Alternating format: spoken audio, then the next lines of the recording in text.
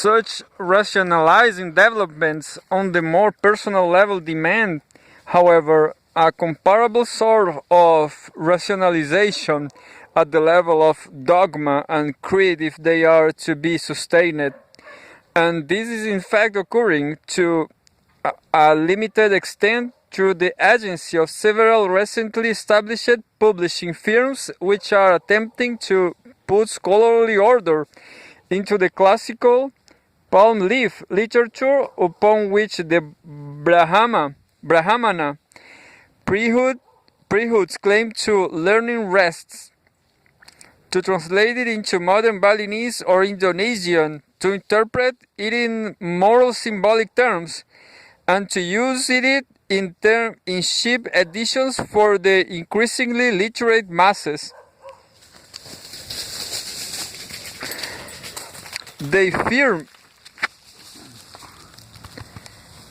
These firms are also publishing translations from Indian works. Both Hindu and Buddhists are importing theosophical books from Java, and have even issued several original works by Balinese writers on the history and significance of their religion.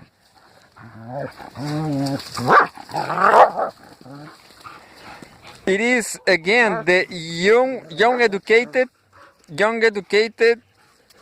men who, for the most part, buy these books,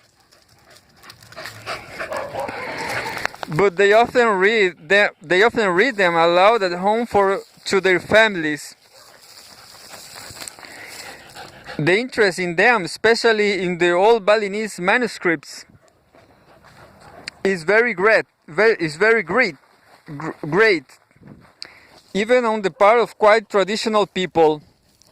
When I bought some books of this sort and left them around our house in the village, our front porch became a literacy center where groups of villagers would come and sit for hours on end and read them to one another, commenting now and then on their reading, and almost invariably remarking that it was only since the revolution that they had been permitted to see much writings, that in the colonial period the upper castes prevent their dissemination altogether.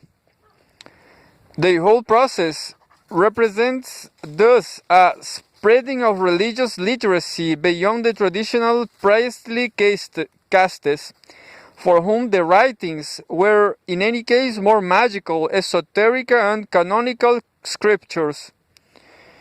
To the masses, a vulgarization in the root sense of religious knowledge and theory. For the first time, at least, a few ordinary Balinese are coming to feel that they can get some understanding of what religion is all about, and more important, that they have a need for and a right to such understanding. Against such a background, I might seem paradoxical that the main force behind this religious literacy and philosophical moral interpretation movement is the nobility, or part of it, that it is certain again generally younger members of the aristocracy who are collecting and translating the manuscripts and founding the firms to publish and distribute them. But the paradox is only an apparent one.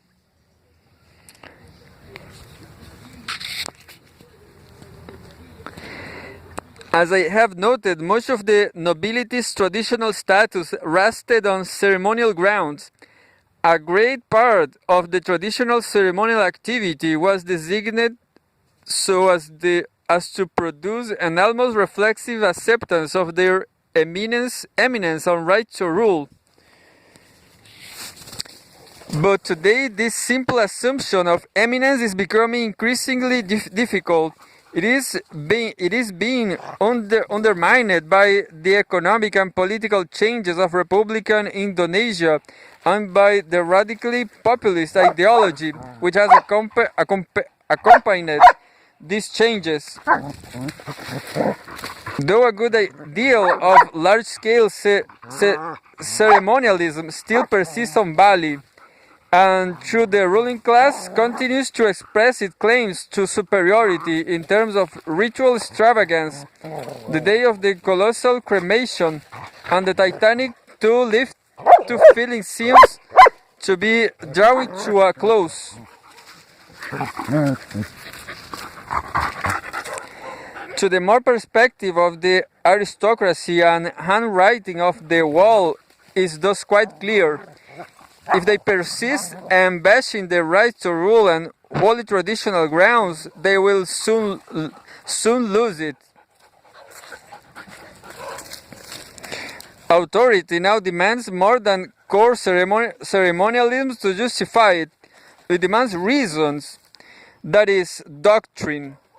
And it is doctrine that they are attempting to provide through reinterpreting classical Balinese literature and re-establishing intellectual contacts with India. What used to rest on ritual habits is now to rest on rationalized dogmatic belief.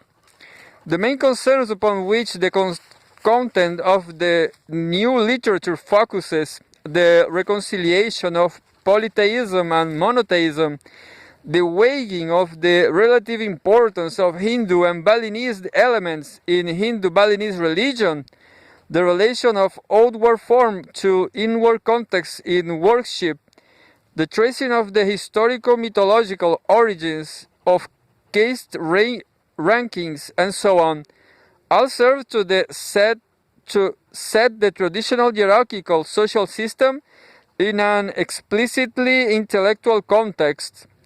The aristocracy or part of it have cast themselves in the role of the leaders of the new Baliism so as to maintain their more general position of social dominance.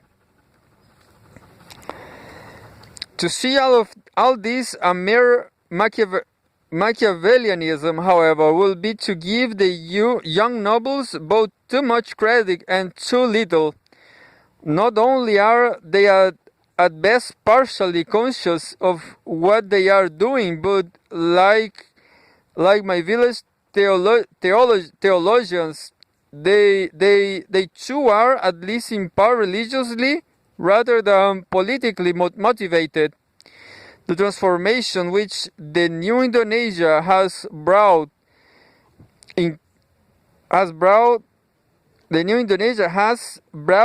have hit the old elite as hard as any other group in Balinese society by questioning the foundation of their belief in their own vocation and thus their view of the very nature of reality in which they conceive that vocation to be rooted.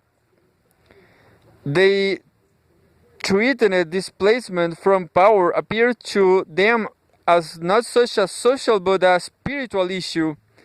Their sudden concern with dogma is therefore in part a concern to justify themselves morally and metaphysically, not only in the eyes of the mass of the population, but in their own, and to maintain at least the essentials of the established Balinese worldview and value system in a radically changed social settings.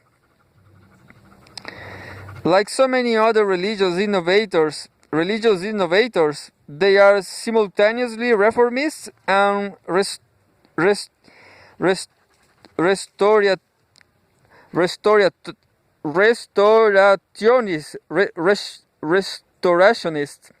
restorationist. Aside from the intensification of religious concern and the systematization of doctrine, there is a third side to this process of rationalization: the social organizational,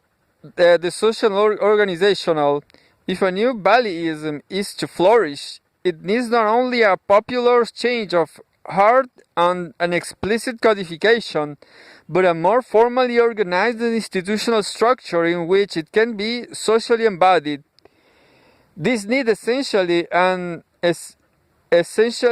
ecclesiastical one is coming to revolve around the problem of the relation of Balinese religion to the national state, in particular around its place or lack thereof in the Republican Ministry of Religion. The ministry, which is headed by a full cabinet member, is centered in Jakarta, but has offices scattered over much of the country. It is entirely dominated by Muslims, and its main activity are building mosques, publishing Indonesian translations of the Quran, and commentaries appointing Muslim marriage closers, supporting Quranic schools, disseminating information about Islam, and so on. It has an elaborate bureaucracy in which there are special sections for Protestants and Catholics, who largely boycott it anyway on separatist grounds as distincting religion. But Balinese religion is true into the general residual category, perhaps best translated as wild, that is, pagan, heathen, primitive, etc. The members of which have no genuine rights in or aid from the ministry. These wild religions are considered in the classical Muslim distinction between peoples of the book and religions of ignorance. As treats to piety and fair game for conversion. The Balinese naturally take a dim view of this and have constantly petitioned Jakarta for equal recognition with Protestantism, Catholicism, and Islam as a four major religion. President Sukarno himself, half Balinese, and many other national leaders sympathize, but they cannot as yet afford to alienate the politically powerful Orthodox Muslims, and so have vacillated, giving little effective support. The Muslims say that the adherents of Balinese Hinduism are all in one place, unlike the Christians who are scattered all over Indonesia. The Balinese point out that there are Balinese community in Jakarta and elsewhere in Java, as well in South Sumatra, transmigrants, and in instance the recent erection of Balinese temples in East Java. The Muslims say you have no book. How you can be a world religion? The Balinese reply, we have manuscripts and inscriptions dating from before Muhammad. The Muslims say, you believe in many gods and worship stones. The Balinese say, God is one but has many names, and the stone is the vehicle of God, not God himself. A few of the more sophisticated Balinese have claimed that the real reason why the Muslims are unwilling to admit them to the ministry is the fear that if Baliism were to become an officially recognized religion, many Javanese who are Islamic in name only and still very Hindu Buddhist in spirit will convert, and Baliism will grow rapidly at the expense of Islam. In any case, there is an impasse, and as a result, the Balinese have set up their own independent, locally financed Ministry of Religion, and are attempting through it to recognize some of their most central religious institutions. The main effort so far has been concentrated with largely indifferent results upon regularizing the qualifications for Bahama priests, instead of resting the priestly role mainly of its hereditary aspects, which itself they of course do not question, or on the ritual virtuosity involved. The ministry wishes to rest it on religious knowledge and wisdom. It wants not ensure that the priests know what the scriptures mean and can relate them to contemporary life, are of good moral characters, have attained at least some degree of genuine scholarship, and so on. Our young men, Sandia, Sandia, hey. Our young man will no longer follow a man just because he is a Brahmana, the officials say. We must, hey. We must make him a figure of moral and intellectual respect, a true spiritual guide. Hey,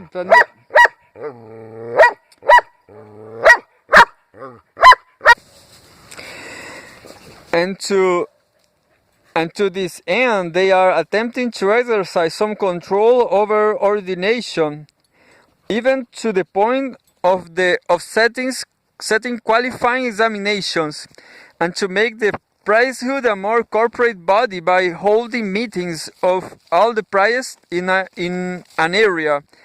The representatives of the ministry also tour the village, giving educational speeches on the moral significance of Balinese religion, on the virtues of monotheism and the dangers of idol worship, and so on.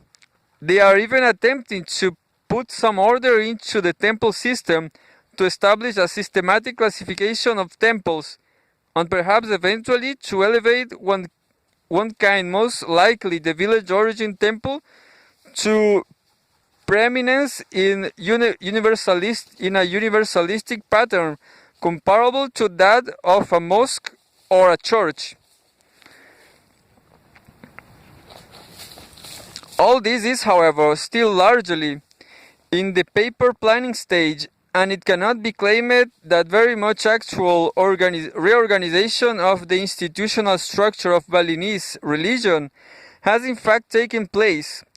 But there is an office of the ministry in each Balinese regency now, headed by a salaried Brahman priest, a regularly paid official priesthood being in itself something of a revolution, assisted by three or four clerks, most of them also members of the Brahma caste.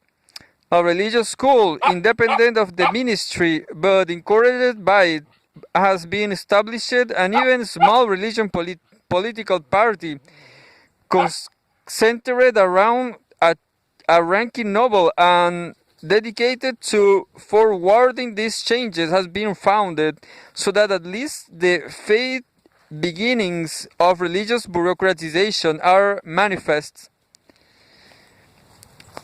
What will come of all this? The intensified religious questioning, the spread of religious literacy, and the attempt to reorganize religious institutions remain simply to be seen. In many ways, the whole drift of the modern world will seem to be against the sort of movements toward religious rationalization which these developments ported, and perhaps Balinese culture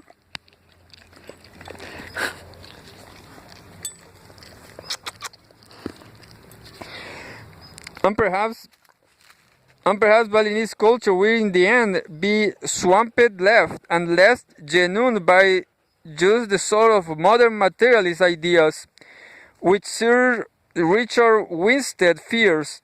But not only do such overall drifts, when they do not turn out to be mirages altogether, often pass over deeply rooted cultural configurations with rather less effects upon them than we will have thought possibly.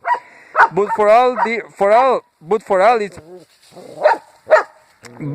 for all its presence, but for all its present weakness, the regenerative potential of a triangular alliance of troubled youth, threatened aristocrats, and aroused priests should not be underestimated. Today in Bali, some of the same social and intellectual processes which gave rise to the fundamental religious transformation of world history seems to be at least well begun. And whatever the vicissitudes or eventual outcome, their career their career can hardly help but be be an instructive one. By looking closely at what happens to on this peculiar little island over the next several decades, we may gain insights into the dynamics of religious change of a specificity and an immediacy that history, having already happened, can never give us.